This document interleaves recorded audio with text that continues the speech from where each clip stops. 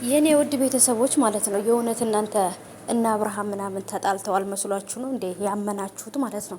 እውነት አሁን ላይ ግን ሳስባችሁ በቃ የእውነት አብርሃም ሁሉም ሰዎች እንደዚህ እየተጣሉ መስሏችሁ ነበር መሰለኝና ተጣልተዋል ብለን እያልን ነበረ፣ ግን አልተጣሉም ይሄው መጡ ምናምን እያላችሁ ነበርና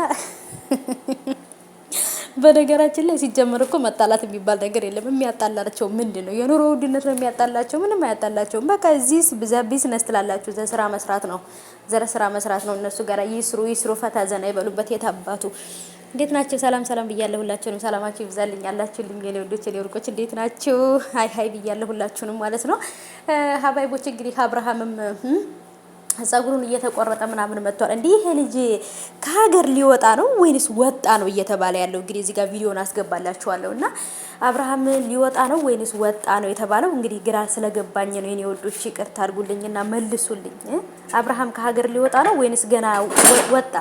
ነገሩ ሀገር አይደለም። በነገራችን ላይ እዚቹ ሐዋሳ ነው እየሄደ ያለው። እዚቹ ሐዋሳ የለም እዚቹ ማለት ነው። ከአዲስ አበባ ብቻ ነው የወጣው ማለት ነው። እና ይሄን ሁሉ እንግዲህ አብርሃም ከአዲስ አበባ ሊወጣ ከአዲስ አበባ ብቻ ለወጣው ይሄ ሁሉ ነገር ሩዋንዳ ከተፈጠረ እንግዲህ አብርሃም የእውነት ከሀገር ቢወጣ ምን ሊፈጠር ነው ብላችሁ አስባችኋል?